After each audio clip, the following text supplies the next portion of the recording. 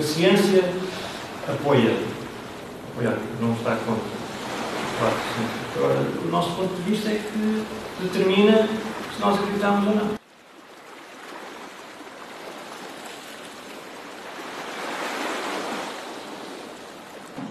Então vamos começar a apresentação.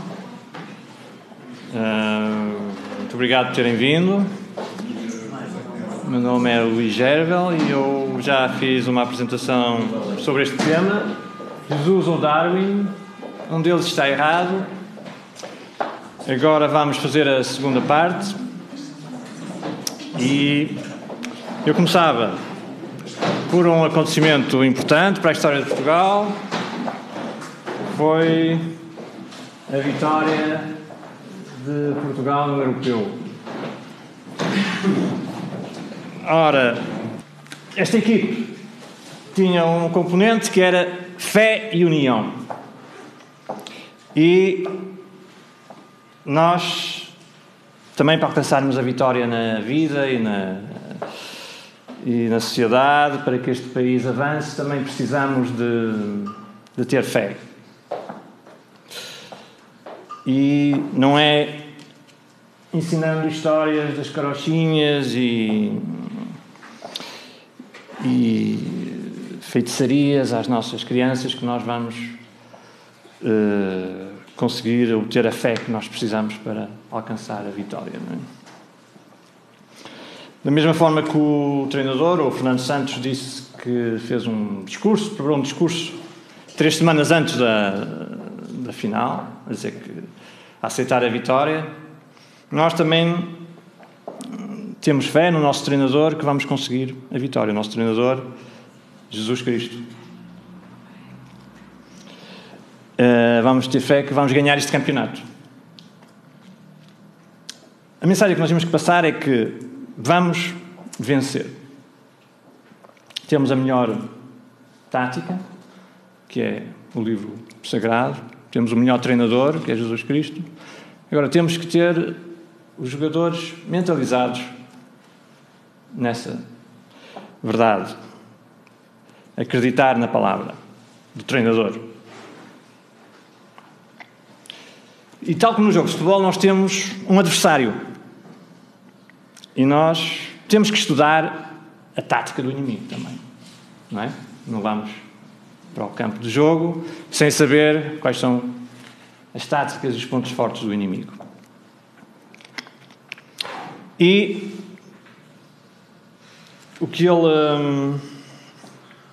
a tática principal do inimigo é a mentira. O ladrão não vem senão a roubar, a matar e a destruir. Enquanto que o nosso treinador veio para nos dar vida em abundância. E nós não podemos estar ignorantes das táticas do inimigo. E a principal tática do inimigo é destruir o livro de Gênesis, que é o primeiro livro da Bíblia. E essa é a principal ataque do nosso adversário. Através de milhões de anos, da teoria da evolução, dos métodos de datação, dos homens das cavernas, de não existir o dilúvio, ele vai atacar o fundamento da mensagem de Jesus Cristo, o nosso treinador. E se nós destruirmos o fundamento da mensagem de Cristo, todo o Evangelho colapsa. Porque as perguntas principais que nós podemos fazer têm a sua resposta e o seu fundamento aqui. Porquê é que nós morremos? Porquê é que existe a morte? Porquê é que somos pecadores? Porquê é que existe uma semana de 7 dias? Porquê é que nos vestimos? Porquê é que Jesus veio ao mundo? Porquê é que Ele foi crucificado? Porquê é que precisamos de um novo mundo? Da restauração do Jardim de Éden? Todas as respostas estão aqui. Portanto, a nossa função aqui é criar um espírito ganhador, acreditar, ter confiança que vamos ganhar. Ter confiança que a palavra bíblica é verdade. E o nosso lema, o meu lema, para aqueles jogadores que querem entrar na equipe, é que a tua palavra é verdade desde o princípio. E cada um dos teus juízos dura para sempre. Eu iria dividir a minha palestra em duas partes. Uma primeira, em que vou falar um bocadinho sobre a história do dilúvio. As pessoas, hoje em dia, não são expostas às verdades bíblicas, nomeadamente as nossas crianças. Os mais crescidos já podem ter alguma também, já não se lembrar bem da história. Portanto, eu ia fazer um bocadinho uma introdução da história bíblica. Tenho aqui um mapa sobre a história da humanidade. Está aqui ao vosso lado. A seguir, iria passar às evidências físicas e geológicas que concordam, que vão demonstrar que a história bíblica está de acordo com o que nós vemos na natureza. Portanto, alimentar a fé. Nós vamos ganhar e o nosso treinador é o melhor treinador que existe. Esse é o objetivo desta palestra. Começando, a história da humanidade, segundo a Bíblia, tem 6.000 anos. Existe um plano divino, tal como na semana, que tem 6 dias e o 7º de descanso. A história também tem uma semelhança com a semana. Temos 6.000 anos de história da humanidade e depois iremos ter 1.000 anos de descanso, esses 1.000 anos, chamado milénio, depois da vinda de Jesus Cristo. A Bíblia dá-nos uma genealogia e uma genealogia detalhada. Diz-nos quem é o patriarca, por exemplo, Sete, diz quantos anos viveu até ter o seu filho, o principal, o primeiro filho. Sete viveu 105 anos e gerou Enos. Depois Enos viveu 90 anos e gerou Cainã, e assim por diante. Portanto, nós podemos construir uma árvore genealógica e podemos ver qual é a idade da Terra, desde a criação. Reparem que os primeiros 10 patriarcas viveram, em média, 900 e alguns anos. As condições eram outras. Até que se dá o dilúvio e muda a atmosfera, muda alguma camada que existisse que nos protegia dos raios solares, desaparece e os tempos médios de vida começam a diminuir. Estamos aqui, por exemplo, a falar no ano de 2000 desde a criação e 2000 antes de Jesus Cristo. Temos Abraão, o pai de todos os viventes, o pai de todos os crentes. Ali Adão é o pai de todos os viventes. Isto é o que nos diz a Bíblia.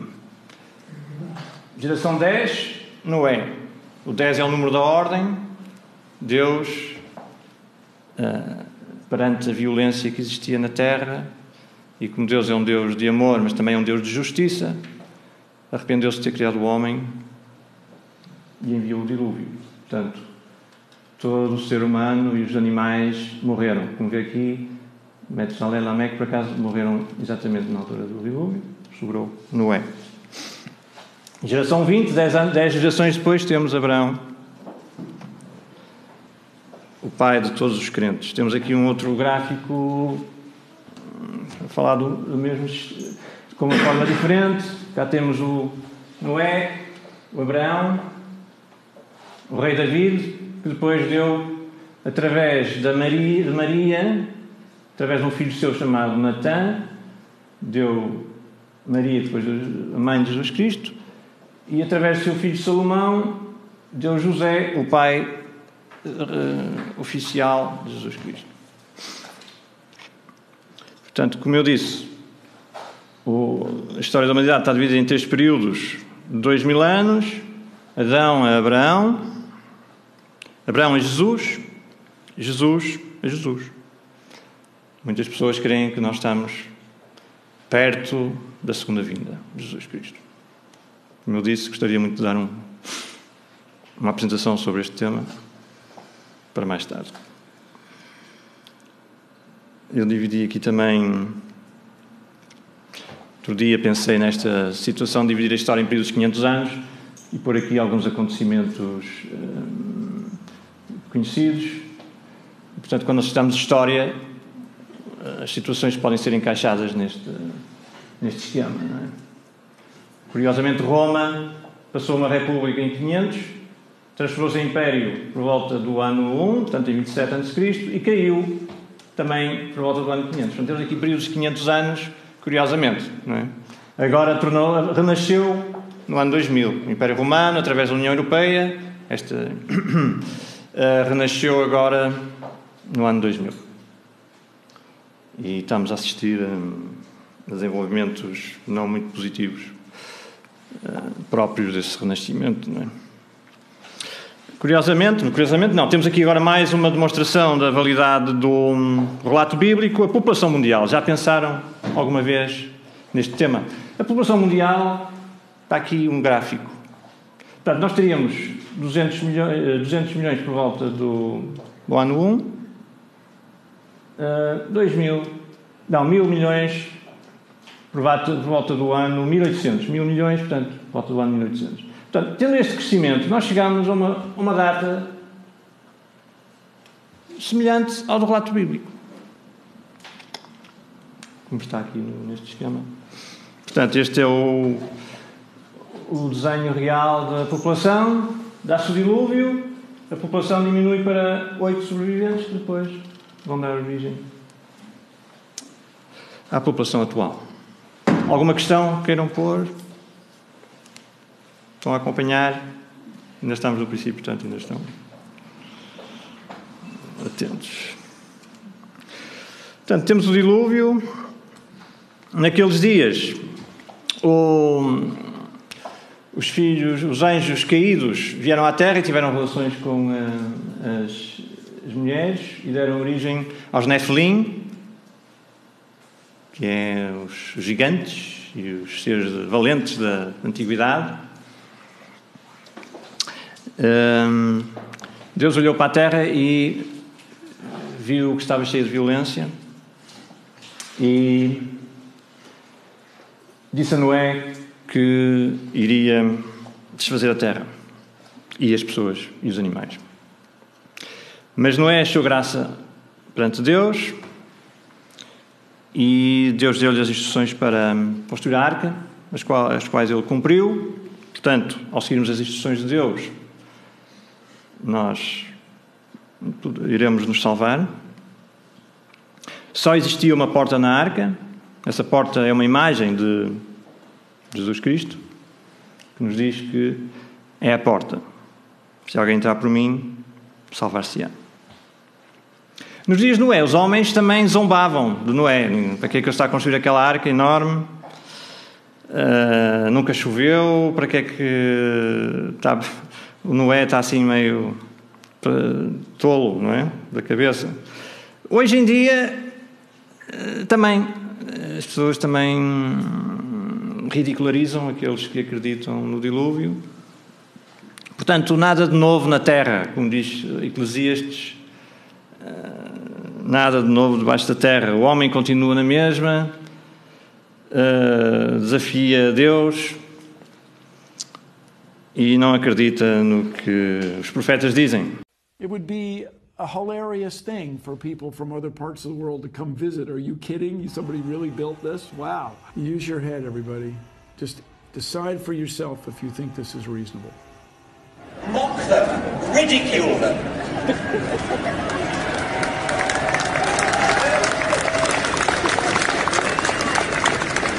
In public.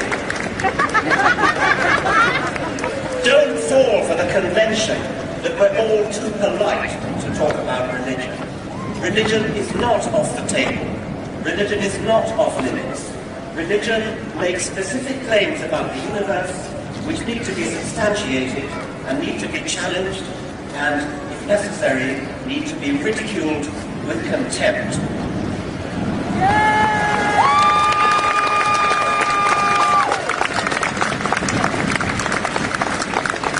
Vamos ridicularizar aqueles que acreditam no dilúvio. Curiosamente, eles não falam de Jesus Cristo. Atacam a Bíblia, mas não Jesus Cristo. Mas ao atacarem a Bíblia, como eu mostrei naquele esquema, estão a atacar Jesus Cristo, porque Jesus Cristo só falava do Gênesis como verdadeiro.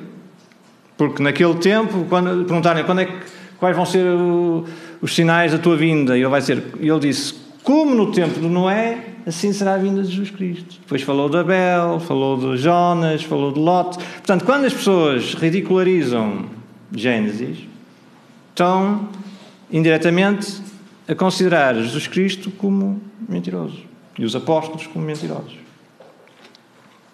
Portanto, os animais vieram 2 a 2 e a porta fechou-se. Deus fechou a porta. Não foi o Noé que fechou a porta. Foi Deus a fechou por dentro. E Jesus Cristo diz-nos: porfiai por entrar pela porta estreita, porque muitos procurarão entrar e não poderão.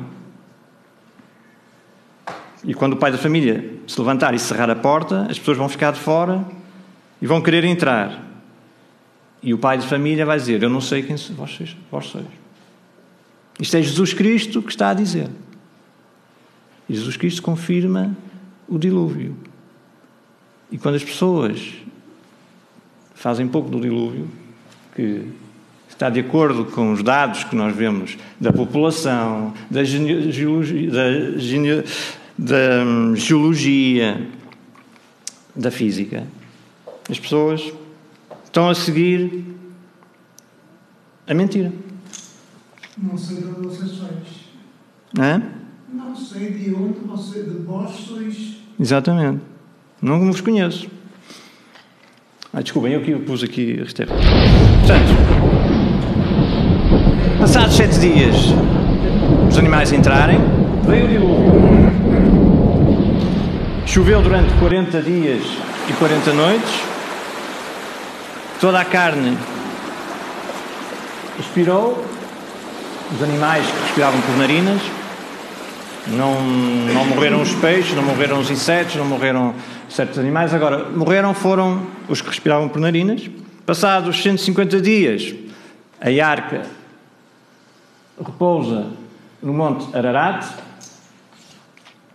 Passados exatamente 1 ano, desde o início do dilúvio,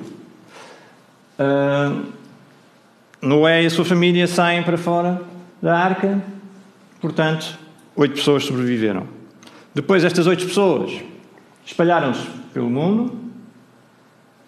Na altura, havia uma ligação, com certeza, entre os continentes, o continente e a Austrália e a América. Houve aquela idade do gelo, portanto, a água estava concentrada mais estava solidificada, muita água, e, portanto, o nível da água era mais baixo. E havia uma ponte, ainda hoje se consegue atravessar aqui da Rússia para o Alasca, no gelo, quando há gelo. Isto tem uma distância de 100 km, 90 km. Quando está gelo, é possível, ainda hoje, atravessar de um lado para o outro. Todos nós, estes milhares de milhões que vieram destas 8 pessoas, também necessitam de entrar na Arca da Salvação, porque todos pecamos. E essa arca de salvação é Jesus Cristo. O contentor, 2 contentores de salvação, a arca e Jesus Cristo. Temos aqui depois a descendência, da mesma forma que vimos do Adão e descendentes, também temos aqui da mesma forma de Noé e descendentes.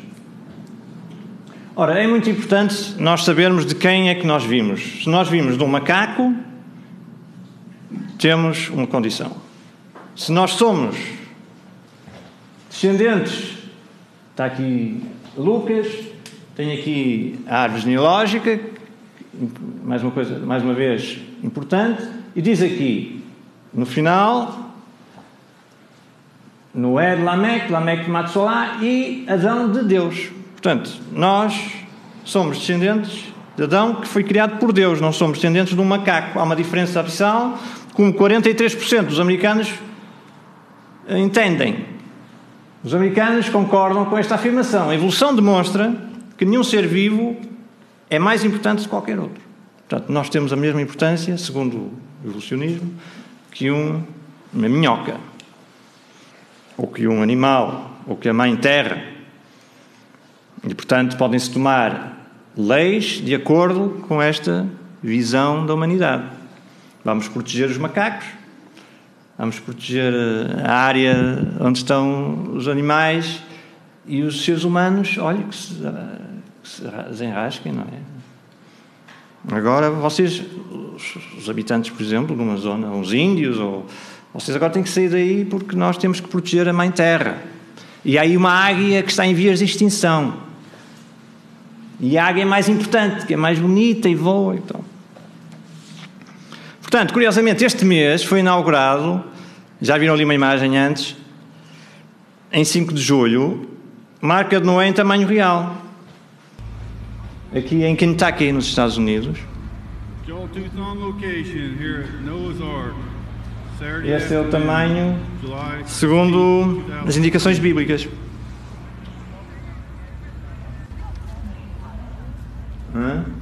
Se alguém estiver interessado e for aos Estados Unidos, e dentro tem muitas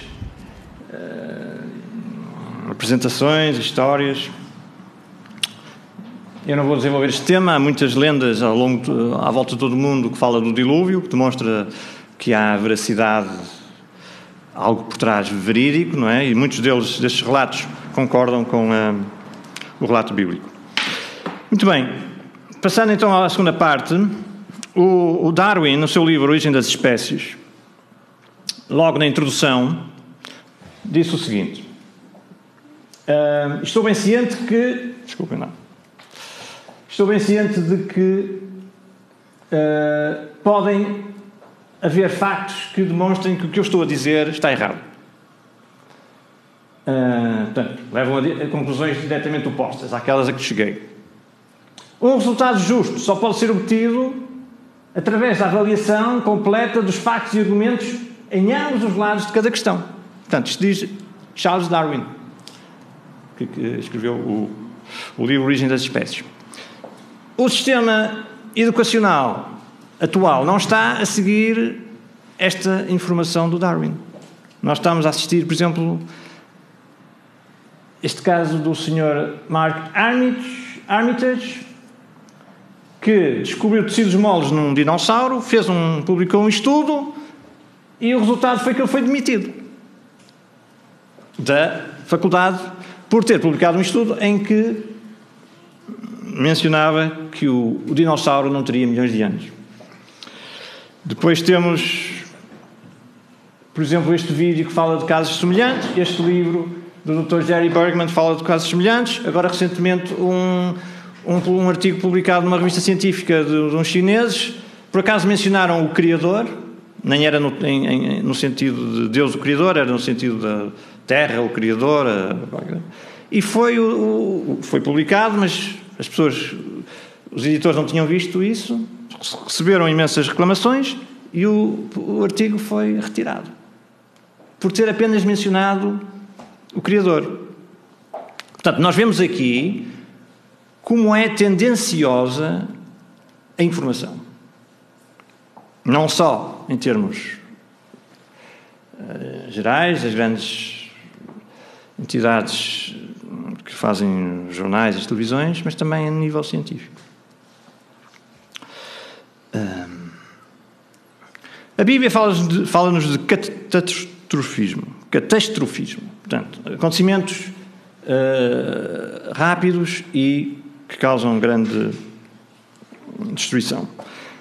A evolução fala-nos de uniformitarismo, em que os acontecimentos são lentos E o que acontece atualmente é a chave do que acontece no passado. Portanto, se de facto existia um dilúvio, quais seriam os testemunhos que nós teríamos no mundo? E a resposta é: milhões de seres mortos, enterrados em camadas sedimentares rochosas, que foram depositadas por água em todo o mundo. Ora, é exatamente isso que nós encontramos. Os fósseis. Temos aqui esta situação no Colorado, um rochedo cheio de fósseis, mais de 1.500 ossos nos rochedos. É um exemplo. Em todo o mundo vemos grandes quantidades de fósseis.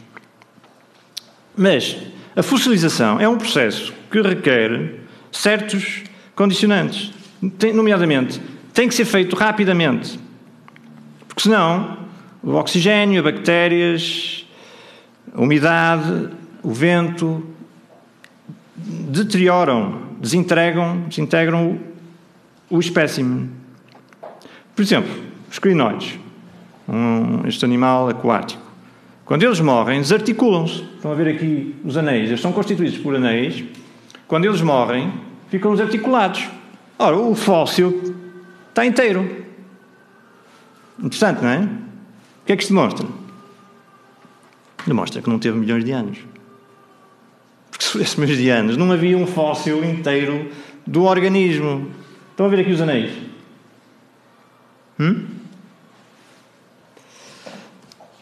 Outra situação característica de muitos fósseis.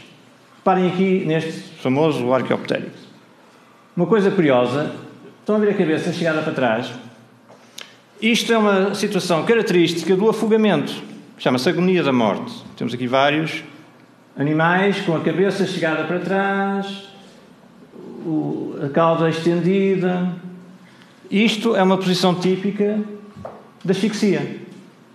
Os membros traseiros dobrados, as caudas estendidas e a cabeça jogada para trás. Portanto, consistente com o relato bíblico do dilúvio mundial. Os fósseis nas alturas. Temos aqui fósseis marinhos a 2.200 metros. Como é que um fóssil marinho, uma trilobite, que é um dos fósseis mais famosos, temos os dinossauros, os Archaeopteryx, trilobites. Como é que a trilobite chegou a 2.000, um fóssil marinho? Porque o mar esteve lá em cima. Como diz a Bíblia, as águas prevaleceram excessivamente sobre a terra e todos os altos montes que havia debaixo de todo o céu foram cobertos. Nós aqui em Portugal temos uma situação destas. Aliás, nós temos as trilobites mais grandes, maiores do mundo, ali em Canelas. É um testemunho ao dilúvio. Está aqui uma senhora, a senhora que está aqui permite fazer uma escala para nós vermos o tamanho destas trilobites. Portanto, temos aqui estas situações em termos de fósseis. Quanto à formação de fósseis, quanto à agonia da morte e os fósseis nas alturas, que estão de acordo com o relato catastrofista da Bíblia. E não com o relato uniformitarista da evolução. Porque se tivéssemos milhões de anos, o fóssil é comido. Vem o abutre, vem o leão, vem as bactérias, desaparece. Vocês não veem, não vamos ao campo e não vemos lá restos de animais. Só se forem recentes. A agonia da morte quer dizer que houve um dilúvio mundial, porque se houvesse um dilúvio pequenino, as águas aumentarem pouco a pouco, os animais podiam fugir para o monte. E fósseis nas alturas, a mesma coisa. Se tivessem milhões de anos, os restos teriam sido destruídos pela erosão. Aliás, os continentes, passados 10 milhões de anos, aos níveis de erosão atual, desapareciam. Não existiriam montanhas. Em termos geológicos, temos a superfície terrestre, que tem 75% constituído por rochas sedimentares. Portanto, 75% da superfície terrestre são rochas sedimentares. Rochas sedimentares são rochas que são formadas pela água, pelo transporte, pelo vento, mas fundamentalmente pela água. Temos aqui casos de rochas sedimentares. Aqui temos o conglomerado, em que temos aqui seixos que estão arredondados pelo transporte da água e que depois são unidos por um cimento e formam este tipo de rochas. Reparem nestas rochas, como têm aqui os estratos horizontais a separá-los. Isto é importante. Porquê? há uma situação chamada erosão. Vocês reparem aqui nesta estrada que foi destruída. Reparem aqui nestas estruturas que foram, com o tempo, também destruídas. Chama-se também meteorização. Degradam e enfraquecem as rochas. Estão a ver aqui, que é granito. Com o tempo, a água infiltra-se, vem o frio, a água expande, torna-se gelo, fica maior e quebra. Estão a ver? Pois, o que é que nós vemos? Vemos exatamente a ausência de erosão nos contactos entre os estratos. Como nós vimos ali, temos aqui este corte fantástico. Quem vai de Fátima para Santarém começa a descer, ou quem vem de Santarém para Fátima começa a subir. Eu sempre que passo aqui fico fascinado. Um corte fantástico ali, portanto, a vantagem da construção de estradas que nos permitem ver as estruturas geológicas. Ora, quando se olha para aqui, há aqui uma coisa curiosa, é que a ligação dos estratos estão separados por linhas horizontais. Estão a ver? Estão a acompanhar? Há uma questão? O que é que isto quer dizer? Alguém me sabe responder? Uma linha horizontal, quais são... Que ilações é que se podem tirar daqui? Fazer essa pergunta, o que é que quer dizer as horizontais? Quer dizer que não houve erosão. Isto não tem milhões de anos. Se houvesse milhões de anos, isto estava assim... Não havia uma linha assim tão clara. Isto é a assinatura do depósito de água. Isto é um monumento ao dilúvio. A água, ao depositar os sedimentos, coloca-nos assim. Isto é jovem. Deposição rápida, não há erosão. Temos aqui outras estruturas, por exemplo, fantásticas, aqui nos Estados Unidos. Temos aqui na Rifana. Reparem que aqui até está dobrado. Está a ver? Isto também tem que ser feito recentemente, porque as estruturas têm que estar maleáveis para poderem dobrar. Porque se elas estiverem rígidas, ao serem dobradas, desfazem-se. Você pega num bocado de botão, faz assim, não fica redondo, pois não. Para ficar redondo tem que estar maleável. Certo? Para estar maleável não pode ter milhões de anos. Estão-me a acompanhar? E Deus faz as coisas bonitas. Olha para isto, nos Estados Unidos, na China. Cá estão os estratos todos. Com cores. Quem for à China, se conseguir perceber lá, acho que não se pode andar na China porque está tudo escrito em chinês. As pessoas não percebem nada. Ao contrário da Polónia, em que ninguém se perde, porque está cheia de placas, não é? Na Polónia. Faz favor. Porquê que este registro é colorido? É, mesmo assim. Não, porquê? Boa pergunta. Essa pergunta vou ter que Porque as outras que estudar. eram meio acinzentadas.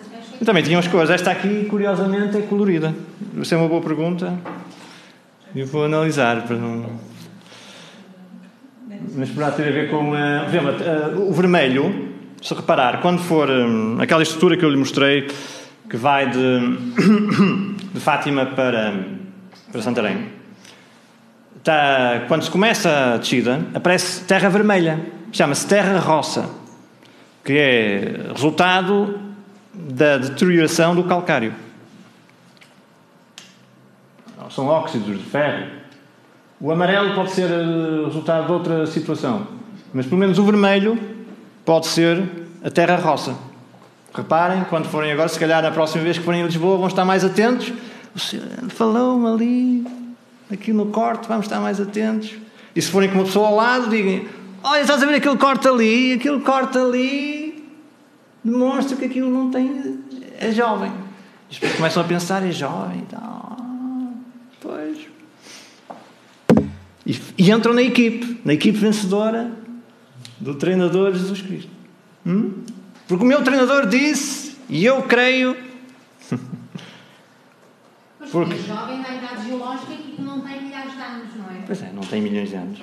Mas esta é a informação que eles estão a passar a todos nós, porque nós temos um adversário. Certo? Mas nós não sabemos que estamos a jogar. Estamos num campeonato e nós nem sabemos que estamos a jogar. Estamos nesse campeonato. E o adversário está a tomar conta de tudo. E nós não sabemos que estamos a jogar um futebol. E o campeonato é o campeonato mais importante. É mais importante que o campeonato europeu de futebol. Porque é o campeonato da nossa vida, é o campeonato do nosso país, é o campeonato do nosso planeta. Portanto, é bom que as pessoas acordem. Espera aí, eu estou num campeonato, eu não sabia, eu estou aqui a assistir, vamos entrar no campeonato, vamos jogar, vamos ao ataque. Portanto, cada um de nós pode fazer parte dessa equipe a qualquer momento. Estou com uma pessoa amiga, passo pelo corte ali na autoestrada, olha, já viste ali, sim. Sabes qual é o resultado? Sabes como é que tu podes interpretar isto? Já ouviste falar em Jesus Cristo? O dilúvio. Eu só posso fazer uma pergunta. Isto é física, não é? Isto é geologia, física e tudo. Estou ligado. Os cientistas conhecem muito bem a geologia. Conhecem? Então porquê que não acreditam em Deus? Porque Deus tem um problema, para eles tem um problema. Eu só vou tomar nota aqui deste slide para depois responder. Deus é um Deus de amor, mas é um Deus de justiça. Está a entrar no campo que eu quero. Qualquer acto que nós fazemos, qualquer pensamento que nós temos, Deus sabe. E Deus vai exigir contas. Agora, há muitas pessoas que não querem ter alguém que exige contas, não é? Querem fazer o que lhes apetece. E, portanto, a solução é recusar ver o óbvio para dizer que aquela pessoa não existe, não é? Se alguém, como eu disse na outra palestra, há sociedades em que quando algum membro faz algo que injuria, um insulto, ou deixa de pertencer à religião, muda para outra religião, essas sociedades fazem um funeral fictício. Eu não quero mais ouvir falar nisso. O meu filho, por exemplo. O meu filho deixou de ser da nossa religião. Vamos fazer um funeral e considerar que ele morreu. E, portanto, as pessoas fazem o funeral de Deus. Eu não gosto de Deus.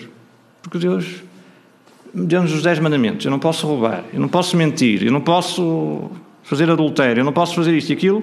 Não gosto. Para lembrar aqueles cientistas que dizem assim, a partir daqui, só Deus.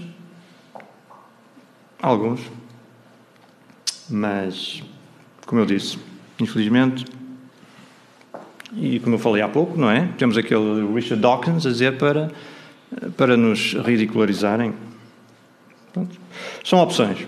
O Grand Canyon é um grande monumento ao dilúvio. Cá estão as estratos horizontais. Nós agora, espero que a partir desta palestra possamos olhar quando vamos para a natureza e quando nos querem transmitir certas coisas, podemos olhar. Também tem cores. Os materiais, não é? Todos os materiais, as rochas são constituídas de materiais diferentes e conforme a meteorização vem a água, há uma reação, como no calcário ficam vermelhas, não é?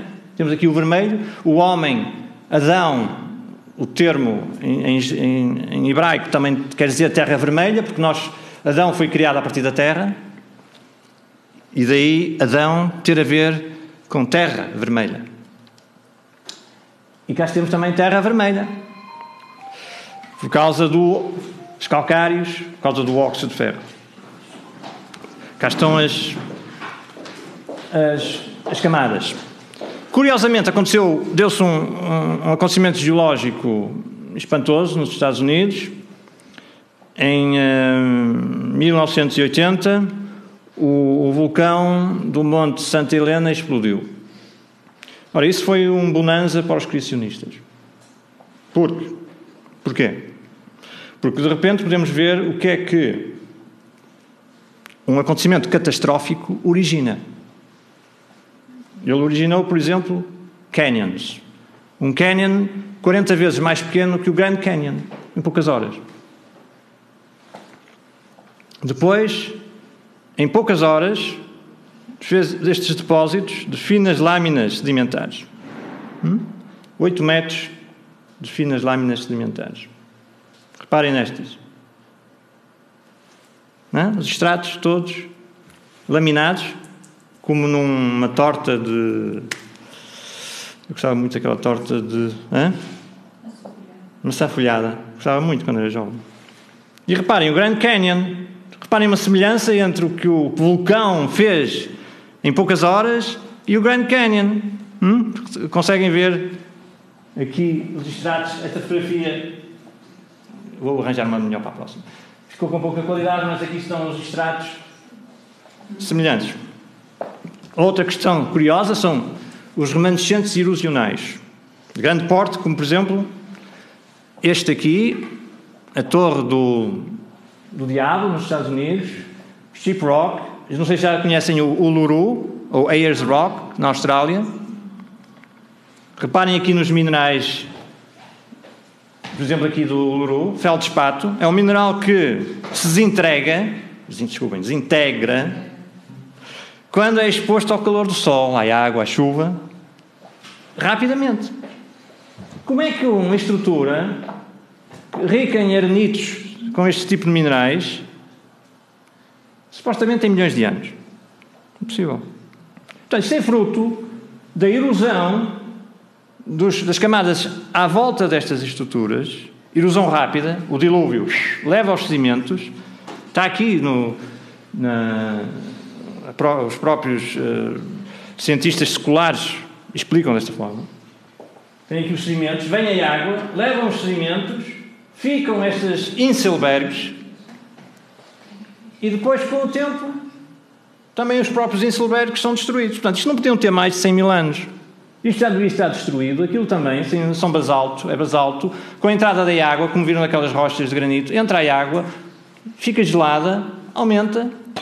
Okay, vocês vão aqui pelo Gerês e veem rochas também, curvas, no topo das montanhas. Como é que elas ficaram curvas ali? E como é que estão todas a partir? Questões interessantes. Por exemplo, Marte. Falámos há pouco dos cientistas.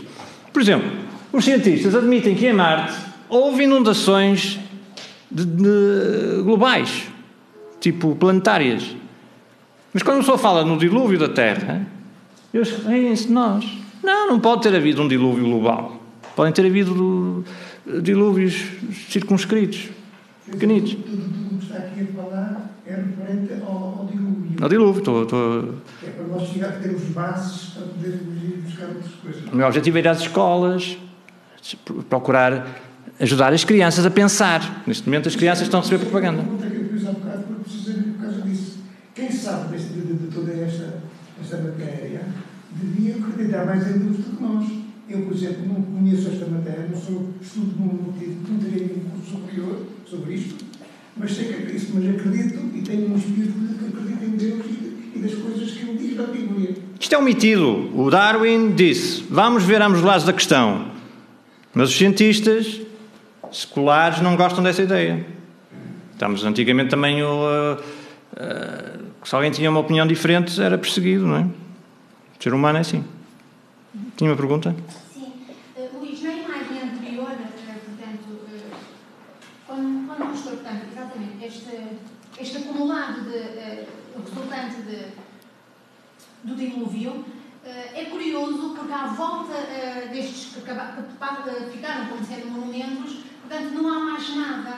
O que é que fez na altura do dilúvio, portanto, havia justamente um acumular aglomerado de objetos que formaram isto. Porque é que à volta disso, portanto, não há uma maior extensão de matéria depositada? Portanto, estes materiais são mais duros. O basalto é mais duro que as rochas sedimentares. Portanto, as rochas sedimentares foram mais facilmente transportadas e ficou o material mais duro. Mas este material mais duro também tem restos à volta que vai sendo deteriorado pelo tempo. Tem aqui, tem ali também os basaltos e o Uluru também. E por isso os sedimentos que estavam à volta, que eram mais moles, são levados rapidamente. Este material fica mais tempo, mas nunca milhões de anos. São infiltrações de rocha basáltica ou de granitos ou de outros tipos que são mais resistentes. Neste painel que tem aqui, que nos trouxe, o Aconteceu há 4.300 anos, volta disso. Um bocadinho antes de Abraão. Sim. Portanto, eu dividi a Bíblia, divido a história da humanidade em 3 períodos de 2.000 anos. O primeiro é de Adão a Abraão. E o dilúvio aconteceu um bocadinho antes de Abraão. Está aqui, eu posso indicar aqui.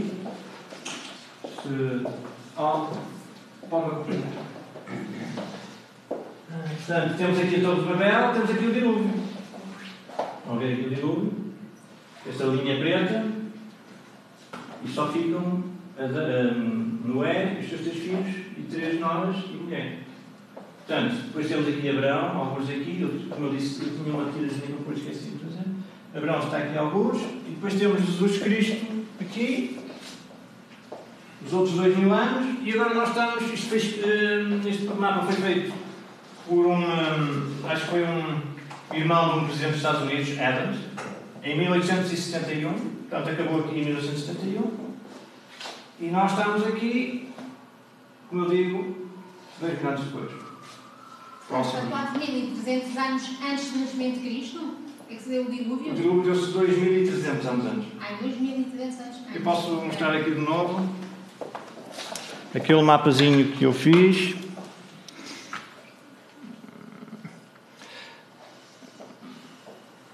Este é o 85. Está aqui.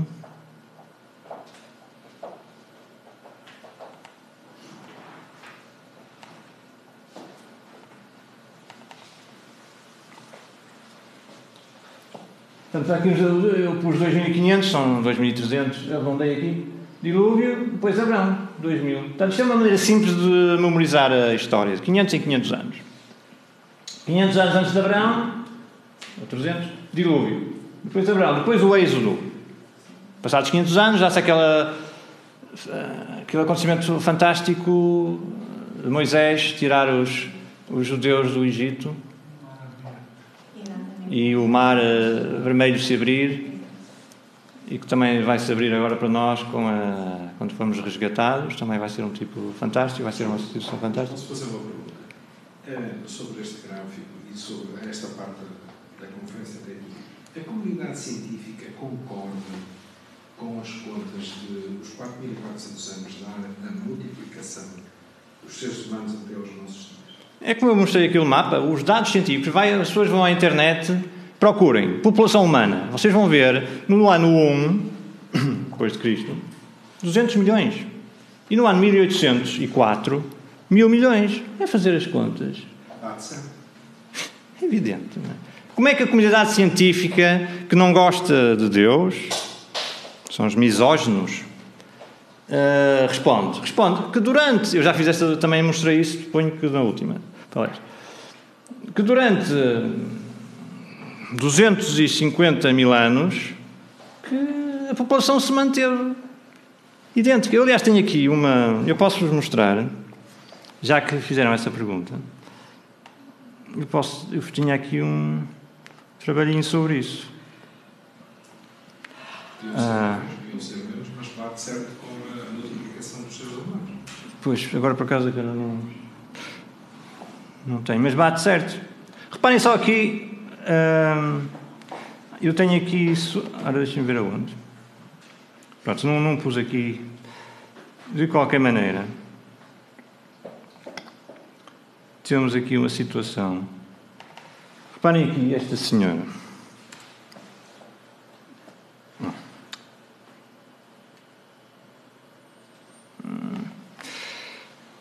Como é que durante 250 mil anos, que é a data que os evolucionistas dizem para o aparecimento do Homo sapiens, de 250 mil anos até hoje, até ao ano 1, o homem se manteve sempre ao mesmo nível de população e atingiu 200 milhões.